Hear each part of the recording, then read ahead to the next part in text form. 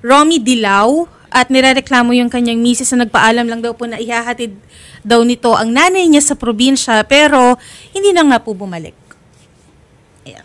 Sir Romy, magandang hapon po. Oh, magandang hapon po sa inyo lahat. Romy, bigyan mo kami ng konting background tungkol sa problema mo. Ito po yung misis ko nung umalis nung April 24.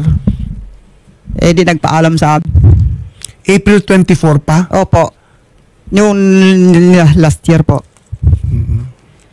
Tapos, abot siguro mga 2 buwan, mayroon na balita kami na may kinakasamang lalaki. Okay. Tapos panay mga marami sila ng mga pinapost sa social media na hindi naman namin pinapansin. Hanggang sa ngayon, masyado sumusubra na siya. Kaya ito, lumapit ako kay Mr. Wait lang, sir. Ano po itong video na nakikita po namin? Ayan, ebidensya po namin yan na nakuha sa pinalabas niya sa social media na nakuha namin. Nahiya yung mga anak ko sa ginagawa niya. Ano po yung ginagawa nila, sir? Ewan ko sa kanya, kaya yan, ayan ang lalaki niya. Okay. Ayan ang asawa ko.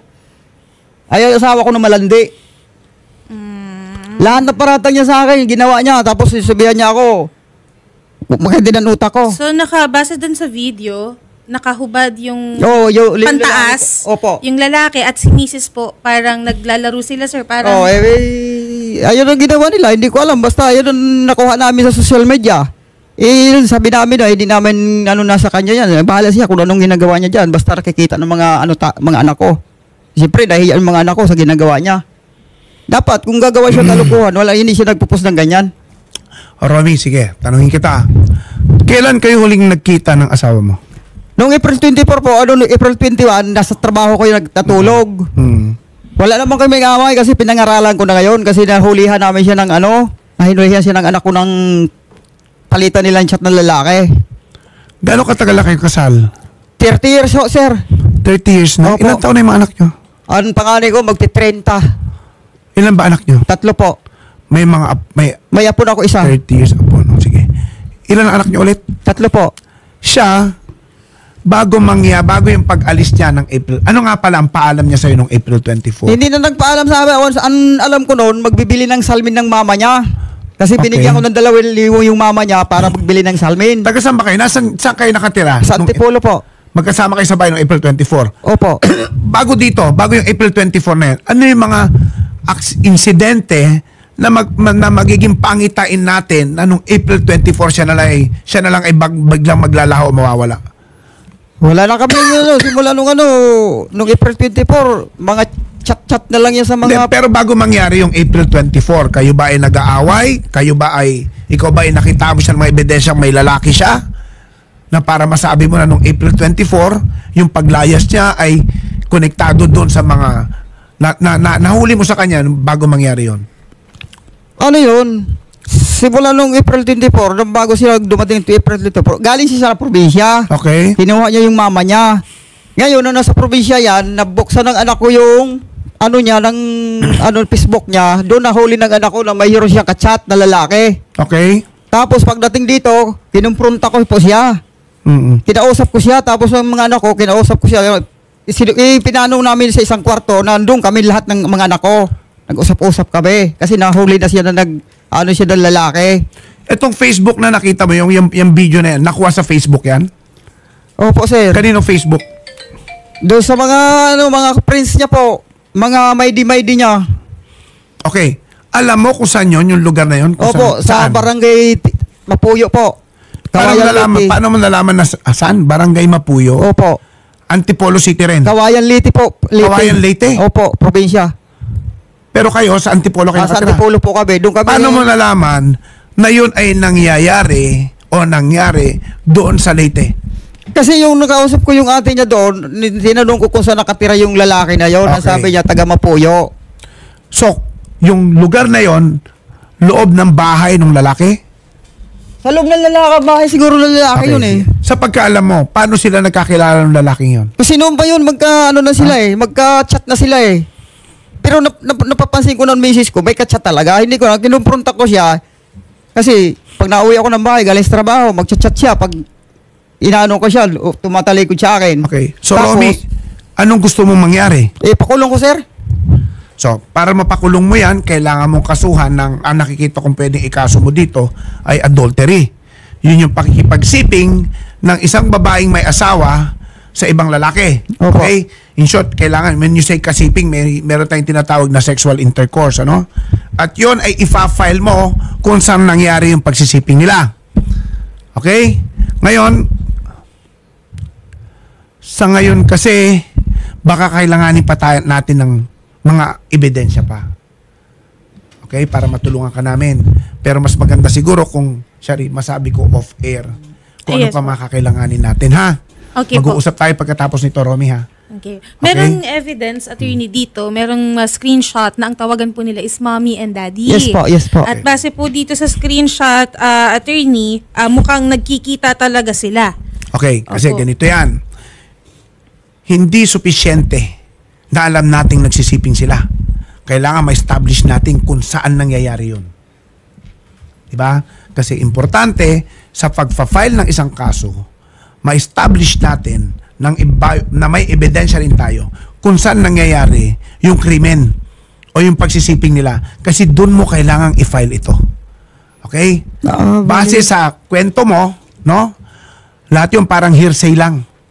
Wala pa tayong personal knowledge. Kailangan, we have to establish evidence to show na ikaw ay may personal knowledge kung saan nangyayari yun. Ano? Kaya pag-usapan natin later kasi mahirap sabihin ko on air kung ano makailangan pa natin na ebidensya. Ha, Romy? Opo. Kasi ayaw ko namang magpa-file tayo ng kaso na bara-bara na lang, magpapagod tayo, mag-a-excite tayo ng panahon na pagdating sa dulo, madidismiss din. Opo, sir, naintindihan ko po yan. Okay? So tayo, kung kailangan natin mag-file ng ebidensya, kailangan meron tayong sufisyenteng ebidensya kasi kami, lalo na dito, ayaw namin kayong mapagod o bigyan namin kayo ng tinatawag naming false hopes. No? Tutulungan namin kayong at this point, mapalakas pa natin yung kaso mo. And once ma-reach natin yung stage na yon, ibig sabihin, sufisyente na ebidensya natin, magtutulungan tayo mag-file ng kaso. Ha, Opo, Romy? opo. Okay? Ito at attorney, pwede nating makausap yung kapatid po ng Ayun, kanyang kapatid ni misis. Na si Ms. Lourdes Malana. Ito po yung kapatid ni Ma'am Emelinda Dilaw. Ma'am Lourdes, magandang hapon po. Oo. Opo. Ma'am Lourdes, kakausapin po kayo ni Attorney Villamor. Ma'am Lourdes, Yes, sir. kapatid niyo po si Emelinda Dilaw? Opo. So, inaamin niyo po ba na si Emelinda Dilaw ay asawa ni Romy? Yung mister na... Opo, kung siya po ay kasal at asawa ni Romy Dilaw. Okay. Oo. Totoo po yun. Ngayon, Opo. 30 years na daw sila mag-asawa? Opo. Ma'am, ano ma'am masasabi mo dito sa complaint ni Romy na yun daw asawa niya ay may kinakasama ng ibang lalaki? Totoo po yun. Ma'am, saan ba nangyayari yan? Saan sila nagsasama ngayon ng lalaki niya? Doon po sa Mapuyo. Makuyo, ayan. Ha? Ma'am, pwede mo ba kaming matulungan later on sa kasong ito? Oo. Sige. Sige, i-off air na lang natin to, Shari, ha? Romy, ha? Kasi may mga kailangan tayong importanteng gawin na hindi ko naman pwedeng i-discuss sa air. Sana naintindihan mo, ha? Para mas makatulong kami, mas maging effective kami, ha? Sige. Kasi, Ano? nadadamay ng pamilya ko ng mga Siguro anak ko eh. kunin mo na rin yung telepono ko tapos tingnan natin paano gagawin natin later. Opo. Ha? Magtawagan tayo. Ha? Sir, may katanungan lang po. Sir Romy, ito po bang si Ma'am Emelinda? Minsan na po ba niyang inamin or humingi po ng patawad sa inyo? Sino po ba itong lalaki, sir? Hindi naman naging sa akin ng patawad dyan. Sa kasakalukuyan, huling uwi niya sa probinsya, muntik masiraan ng ulo. Yan, naisip ko kung bakit na ganun ang nangyayari sa pamilya ko. Kasi nga, lagi trabaho-bahay lang ako para Ano pong trabaho niya, sir? welder lang po ako, ma'am eh. Wag niyo nilalang yan, sir. Opo. Tapos, pag uwi ko ng bahay, siyempre, galing ko sa pagod. Minsan, nag-chat siya. Pag tinatanong ko siya kasi yung kachat niya, nasamantala na sa bahay na ako, tumatalikod sa akin. Tapos, minsan, pag naado ko siya, lumalabas, magbibideo call siya sa labas. Nakikita niyo po, sir, kung sino Opo, po yung nakikita ka-video ko po. call Yung niya. isang bisis, nag-video call nila ko yung cellphone niya. Dinala ko sa trabaho ko kasi gusto ko ibenta. Kasi nga, naano siya sa cellphone. Ngayon, alas 11 ng gabi, nakipag-video call yung lalaki. Ay, ako nakasagot. Hindi ko naman siya may darating na video call. Sasagot ko siya. Tapos nakita ko yung mukha niya, tapos pinatay niya. Ngayon, sa madaling salita, umuwi ako nung gabi, alas 11 ng gabi, umuwi ako ng Antipolo. Opo. Sabi ko sa kanya, ito ang cellphone, may video call ka dyan. Ayan, Ronnie Salazar ang pangalan. Okay. Oo, kaya sabi sa akin, ba't hindi mo kinausap? Kaya ba't kausapin ko yan? Hindi naman ako ka-video call, ikaw ang hinahanap niyan. Oh, tapos hindi naman siya akin naghingi ng kapatawaran. Ito po ba yun, sir? Yung Oh, yan po, ma'am. Yan po yung mismong sumagot sa tawag. Oh, ayun pa, nakipag-video call, ako nakasagot sa telepono. Ayan, ayan. Mahina ba na ebidensya yan? Sabi sa akin sa pulis, sa DWPD, pumunta akong DWPD, sabi sa akin, mas matibay na si ebidensya sa nagkamayan. Ang kailangan din kasi natin, Romy, Opo. ebidensya kung saan nangyayari, ha? Oo nga po, sir. Sige. Okay. Pero itong sir, si Ronnie po, Ronnie? Sino yung pangalan ng lalaki, sir? Ronnie po, Ronnie. Ronnie. Opo. Taga saan daw po yung Ronnie? Taga doon mismo sa Leyte. Taga doon din po. Opo. Sa bahay, sa Opo. bayan po nila. Opo. Okay. Hindi niyo po, wala pong nakakausap si Ronnie sa pamilya niyo, anak niyo? Wala, po. kasi wala na, pati ang misis ko, di na namin nakakausap eh. Simula nung umalis na April 24, minsan nagchat-chat pero hindi namin pinapansin kasi ayaw namin na may mga intriga kami sa kanya. Ano po yung chinachat, sir? Katulad yan, nangungumusay sa amin, nangungumusay sa apo niya, pero hindi namin pwede kausapin. Ayaw na namin makiusap sa kanya. Kasi Kaya ang base sa mga nakikita natin o base sa sinabi ni Lourdes, doon ka magfa-file sa Leyte, ha? ayun na nga ang problema, sir, Sasampay kasi ang kaso. iniano ko talaga, willing ako mag-file ng kaso. Ang problema, siyempre, ang gastusin medyo mataas. Pamasahe lang naman kasi, magkano Kaya isang tao pag-usapan ron? natin, titignan natin. 2,800 pamasahe. Ay, sa trabaho, okay lang kung mabahala sa trabaho ko basta sa matapos itong problema ko. Kasi matapos lang itong problema ko, okay lang naman sa trabaho Sir, ko.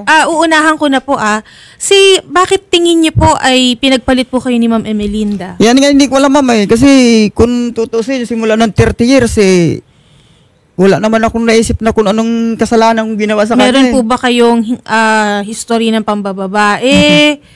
Wala po. Okay, kayo po ba may mga bisyo? Sigarilyo, inom lang ako, pero hindi sigarilyo na inom na inom. Ayun lang sa akin, kasi pinaratang niya ako na nag-addict daw ako, isasumbong niya ako sa opisina ko, sa employer ko, tapos papatanggal niya sa trabaho. Sabi nga ng employer ko, anong dahilan, ba't ipapatanggal niya ako? Nananakit po kayo, sir? Hindi po. Si Okay. Tirtira niya, si Kurot, wala siya nakitikim sa akin na Kurot. Ayan, mga anak ko, lumaki, naging may apo na ako hanggang ngayon. Makapagsalita ng mga anak ko kung Opo. nakukurot ko sila. Kasi sir, syempre, yun ang madalas na sasabihin po ng... Oh, ayun naman, alam ko. na Ayun baka naman. sabihin pag tinawagan po. Kasi ngayon po, sir, tinatawagan po natin si Ma'am Emelinda, kaya lang po hindi po sumasagot sa Takot tawag. na yun, ma'am, kasi ang ginawa niya sa amin, takot yun. Mapag-usap. Alam ko nangyayari yun. Anong paratang niya sa akin? Adik. Tapos, nananakit ako, pinagbantang. Teka, bakit aminin ka ko. pinaparatangang addict ka? Adik daw ako.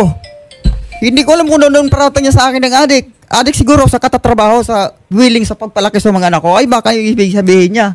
Pero sir, gumagamit po ba kayo Hindi ako ng gumagamit kasi pinagbabawal na bawal sa gamot? kumpanya ko na bago ako pumasok.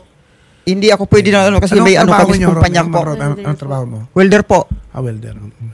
Bago ako pumasok sa company na yan, kumpleto kami mga... Ano naman sinasabi ng mga anak mo? Andiyan naman ako, willing sila magpakulong sa mama nila kasi pahiya na sila. Sige.